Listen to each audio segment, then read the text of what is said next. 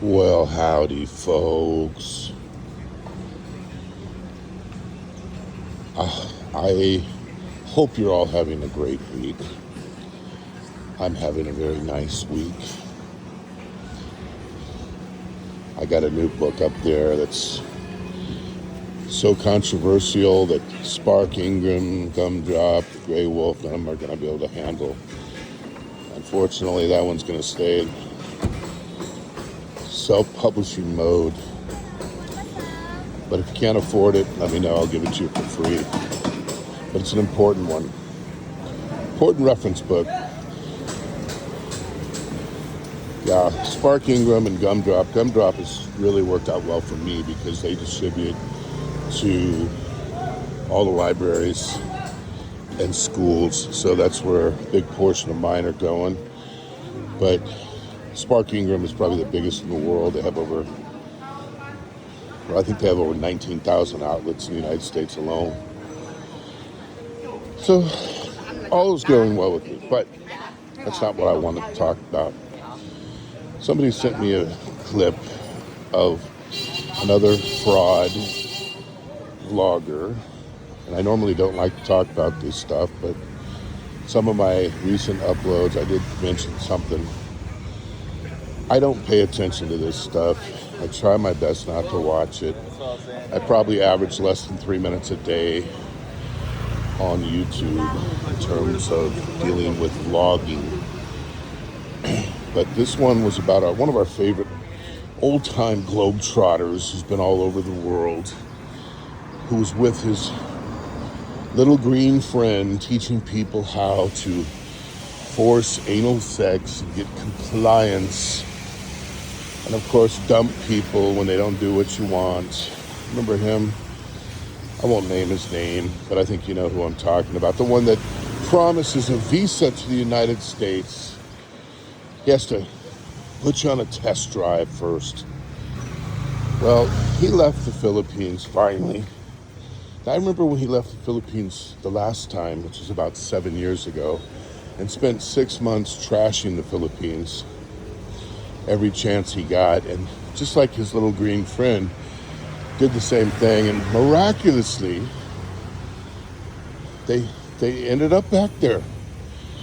Now, my little theory on that is they got deported. And probably locally, the law caught up with them. And I think that's why they had to change cities so often. Enough people reported their ass, and they probably were on the verge of getting caught again and again.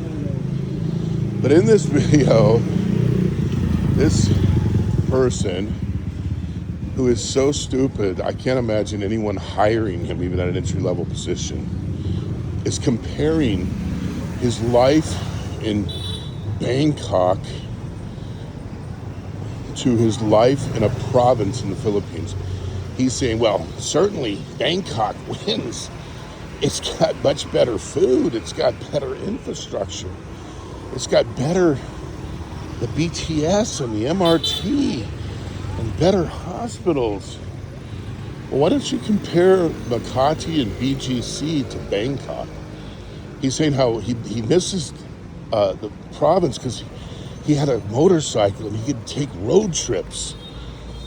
He can't do that anymore. Well, Thailand's a bigger country than the Philippines with half as many people. Of course you can do it. But if you're going to live in Bangkok, you're not going to do it. Just like you're not going to do it if you live in Makati. And to hear this comparison side by side, and the idea that people out there are listening and watching and trying to set their future plans because of one vlogger. How many vloggers have you heard that are even employable at an entry-level position? Not too many. Why do you want to trust your future? I mean, when these guys are giving you financial advice and telling you where to live, most of them live in fan rooms. Most of them have blasted through one person after the next. They haven't had a relationship that's lasted at all. And yet they're the relationship advice giver. They are the financial wizards. They're the vlogging people. Gosh, no wonder I don't watch this stuff, because it would enrage me. If you just flip through the channels, everyone is talking about, I got scammed, my Filipina this and that, or they if they ever show you anything in the Philippines, all they're showing you is like a dirty beach or a bar scene. Like, is that why people travel for that? What a waste. Anyway, I'm just venting as I'm walking. Little vent and walk session.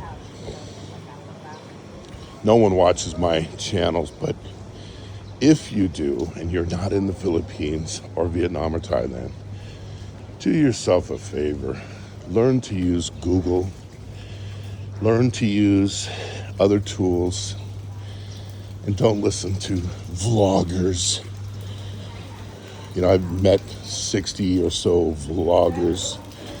I'd say 55 of the 60 were total bullshit, losers, completely people that I've been involved in hiring and firing people for over 30 years. None of them would get past a entry-level position. No, none of them. So the question is, if they couldn't even do that, why would you trust them? They're going to tell you the 5 things you need to know, the 7 things I wish I knew before I came to Vietnam, the 9 things you need to know about the Filipinas before you come. And you're Filipina this, you're Filipina that, blah, blah, blah, blah, blah. My gosh, they have to come up with a new worthless tidbit day after day after day to keep people on the hook. If you want to know what it's like in the Philippines, Vietnam, Thailand, Malaysia, or anywhere else, go there, book a ticket, ask the people at the hotel, ask the taxi driver, check into the hotel, ask them where to go. They'll tell you. You're going to get nothing but steered in the wrong direction listening to the vlogging community. I'd say, with the exception of a few, there are a few good ones. I don't want to throw the baby out with the bathwater, but I've strained that bathwater, and there's no baby in there. And if there is, it's Rosemary's baby. So please, for your own sake, be very careful.